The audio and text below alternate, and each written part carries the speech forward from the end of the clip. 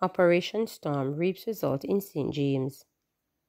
Two wanted men, brothers, turned themselves into the St. James Police mere hours after the division launched its latest initiative, Operation Storm, on Wednesday.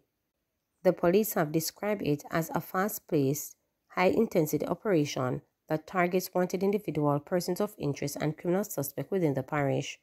On Thursday, Deputy Superintendent of Police Lenore Edwards confirmed that Darren Manafforti Reed and Austin Akeem Reed, both from Burnt Ground in Springmont, St. James, turned themselves in after being named as wanted men. They were accompanied by their attorney. "Yes, we have 2 men in custody already. They were wanted for shooting," DSP Edwards told reporters. On the first day of Operation Storm, several individuals were taken in for questioning. "We have so far taken about 4 men into custody for questioning in relation to gang activities in and around the parish of St. James. They are going to be questioned by the Montego Bay detectives," Edwards stated. He is confident that the operation will have the desired impact on the parish, which continues to lead the country in murders. "However long it takes us, we are all determined to carry out this mission to keep St. James safe once and for all," Edwards noted. "This operation, we won't guarantee you overnight success, but I can assure you that it will not be a 9-day situation," he added. He said one area of focus is the disruption of the gang activity within the parish. "We will be targeting every community where gangs are affiliated. Glendevon area, Salt Spring, Green Pan, Rose Heights, Barrett Street, Granville, Flanker, Tucker, anywhere they are, just tell us and we will go and get them anytime, night or day," he appealed to members of the public. "We want to get them, all of them, those with guns, gangs, every one of them," he remarked. During the launch on Wednesday, Edwards provided a list of individuals wanted by the police. In addition to the 2 brothers who turned themselves in hours after, the list includes Flanker resident Joseph Joe Mackenzie and Shane O.K. Morgan from Upper King Street, Montego Bay. Also listed are Lico Turner Maxwell from Germantown, Omar Not Nice Romain Lodge from Top Hill, Montpellier, Shaquille Nathan Brown of William Street, Montego Bay, and Hampton Street resident Kishan Bretham, who is also called Trinity and Pablo.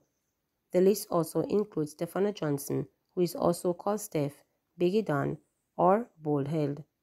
All are wanted for murder and shooting in St. James Police Division, DSP Edwards stated.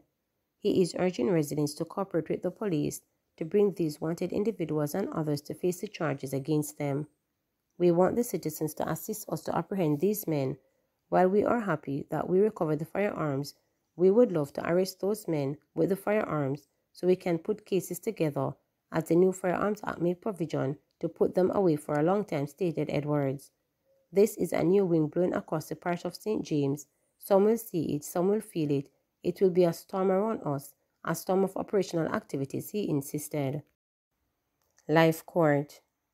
6 years after the government proposed the introduction of live streaming of selected criminal and civil court cases, Jamaica's Chief Justice Bryan says it is now time for a full embrace of live broadcasts of criminal and civil trials and appeals as part of not just accountability but public education.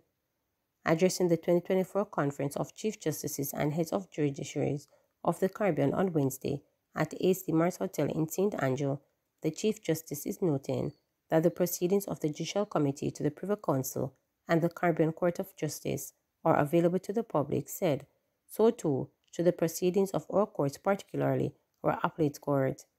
Noting that judicial independence is not a shield or immunity from scrutiny by members of the public or even the legislature or interested parties, the Chief Justice emphasized that the concept of open justice, where our courts are open to all, whether to attend in person or to give access electronically, is one practical manifestation of that principle. The Chief Justice noted, while we might not be able to prevent persons from making mischief, what it will do is to provide real-time, reliable information to a substantial body of persons who will fill this space with accurate narratives based on information that they receive from an authorized source. He, in the meantime, noted that the security concerns of all involved will be weighed. "I fully appreciate that there is an increased concern about security, but in addressing the security issue, we have to strike the appropriate balance between, on the one hand, security of the courts, the judges' staff, and other users, and on the other hand, the right of the public to enter any court at any time they feel to see what is happening inside and to report or anything that they might find either positive or negative, as the case may be, the Chief Justice noted. In April this year, Privy Council President Lloyd Reid pointed out that the Apex Court has made a concerted effort to find ways of assuring the public that cases are not decided based on the personal views of judges. This assurance, has said, manifests itself in the liberty given to the individuals to access the proceedings of the court, which has seen some 100,000 visitors every year. Furthermore, hearings are live streamed as part of a hybrid approach. Lord Reid was delivering the distinguished lecture hosted by the University of the West Indies Mona Faculty of Law and Norman Manley and Hugh Woodin's Law School class of 97. In September 2021, the opening proceedings of the Klansman gang trial were streamed live. The final summations and verdicts in March 2023 were also live streamed. Several judgments in other matters of high public interest have also been streamed at both the Supreme and Appeal Court levels. In 2018, some members of the legal fraternity expressed support for the proposed, mooted by the government, to live stream selected cases as means of promoting transparency in the judicial system. At that time, Justice Minister Delroy Chuck had accounted that discussions were underway with Chief Justice, then Court of Appeal Acting President Dennis Morris, and several parish judges across the island on the matter. This accountability must exist in the courts so they function efficiently and that people can see how the justice is being delivered, Chuck stated at the opening of the Portmara Justice Center in St. Mary. It begins with a recognition that judicial independence is not a shield or immunity from scrutiny from members of the public or even the legislature or interested parties. The concept of open justice, where our courts are open to all, whether to attend in person or to give access electronically, is one practical manifestation of that principle. The time has come for us to embrace fully the live broadcast of cases, criminal and civil trials, appropriate criminal cases, of course, and appeals as part of not just accountability, but public education. The proceedings of the Privy Council and the CCJ are available to members of the public, and so too should the proceedings of our courts, particularly our appellate courts. While we may not be able to prevent persons from making mischief, what it will do is to provide real-time, reliable information to a substantial body of persons who can fill the space with accurate narratives based on information that they have received from an authoritative source. I fully appreciate that there is an increasing concern about security, but in addressing the security issue, we have to strike the appropriate balance between, on the one hand, security for the courts, the judges, the staff, and the court users, and on the other hand, the right of the public to enter any court at any time they feel to see what is happening inside and to report on anything that they may find, either positive or negative as the case may be. Jamaica partners with police for road safety session in schools. Jamaica conducted road safety sessions at 4 schools in its operational communities in observance of Road Safety Month recently. The sessions at My Gully, St. Jago, Rock and Ashley Primary Schools aim to educate students on the importance of road safety and responsible behavior on the road.